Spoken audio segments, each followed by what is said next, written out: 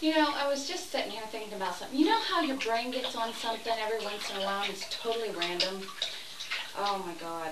Okay, so I'm sitting here and what pops into my head is my first divorce. My only divorce, but from my first husband. He was really sneaky about it, okay? My husband, my ex-husband, worked for Kroger's. He worked third shift.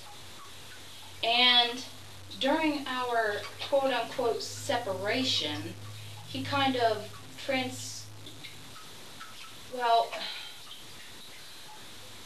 he kind of moved into second shift and then into first during our separation.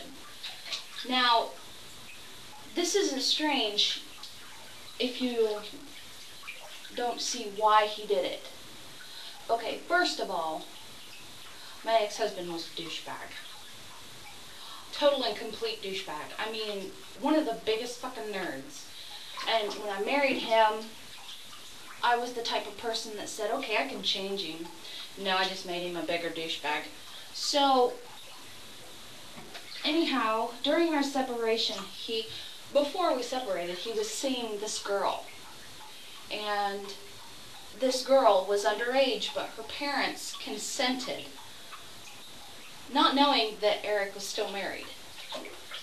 And even if they did, I don't think they would have cared anyway, because what kind of sick parent lets their 16-year-old daughter date a married man? Anyhow, I was working 16-hour shifts at my job, and I had to work all kinds of hours, all times of the day and night. And what brought me to this thought process was the night that I saw him with his mistress, with his father driving them around.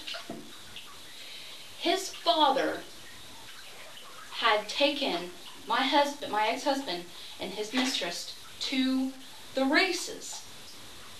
And as I'm leaving work and I walk across the street to get my purse and my coat because I didn't leave it in the store, I walk across the street to get my purse and my coat, and I see his father's car go by, and they got stopped at the red light. He was in the back seat with his mistress, and his father was driving. Like he was getting chauffeured around with this bitch. So, he continues on to take her home, and I leave work and go home and go to bed, and he doesn't come home. Well, I'm pissed. And so the next night, I'm off work, and I go out with the girls. I'm not old enough to go out with the girls, but I do anyway.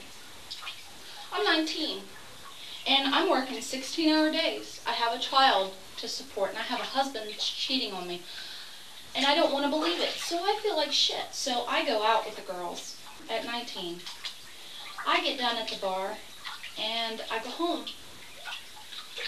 I get woke up at 4 o'clock in the morning with him telling me to get out of our house. Here, he was at his dad's the whole time with his mistress. And then he comes up to tell me to leave our house. In the process, he takes my child away from me. I go to the bank the next day to withdraw my paycheck that was directly deposited into our checking account. He had already went in 2 days prior and had my name taken off of the checking account, but my direct deposit still went in there. He took my money from me, he took my child from me, and he cheated on me, and his parents let him do that. And they said, I would regret the day. Please, come on.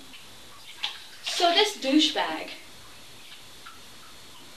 who winds up marrying somebody that he met off of the internet and moves out of state, this douchebag has his mommy and his daddy fight his battles for him. And not only his mommy and his daddy, but his grandma. The devil herself. She was Lucifer in a curly wig. So this douchebag got what he wanted. But you know, karma is a bitch, and what goes around comes around.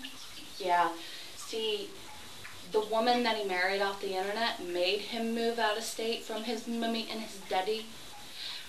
His mom still calls him a bouncing, beautiful baby boy. He's 3? Yeah, he's 33 years old and she still calls him a bouncing baby boy. Yeah, he was an only child, if that tells you anything. So I'm sitting here and I'm thinking, what a douchebag. Not only did he take my child and kick me out of my house with my furniture from my grandmother, but he was planning on it because he took my name off of the checking account 2 days prior and stole my paycheck from me. Now, my manager from my work said that there was nothing I could do. I couldn't even stop payment or ask the payroll company to pull it back. So I basically lost out on an entire paycheck. So, yeah, maybe I did have it, you know, maybe I was an unruly teenager, but when you find out that your husband is cheating on you with a 16-year-old little whore, you're going to go out and want to get things off your mind, and then he, you know, and then to have somebody come wake you up at 4:30 in the morning and tell you to get out of your house. Now, this bastard douchebag is the one that at 8 months pregnant hits me so hard across the back, I fall down a flight of stairs. 8 months pregnant, yeah. Now, I didn't go into labor, but I did have a big bruise across my back. Then he proceeds, now later down the road, because at the time of our separation and our divorce beginnings, I was already pregnant with our second child. Now, over time, things happened, and with his mommy and his daddy fighting his battles for him, he proceeds to get custody of both of our children, and then takes them out of state.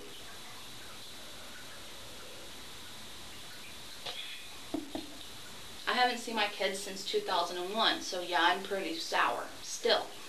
And yeah, I should get on with my life and get over it, but if you had a piece of you taken, never to see again, you'd be a little peeved. I mean, honestly. It's like losing a child at war, or a child dying. So basically, this douchebag killed my children. My children are dead. And I'll never see them again.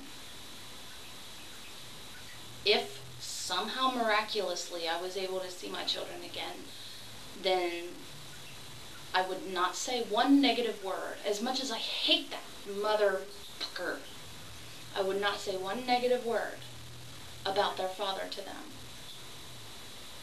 As far as I know, you know, word is, I was told that he told my children I died in a car accident, because my son and my daughter both were old enough to remember me when he took them.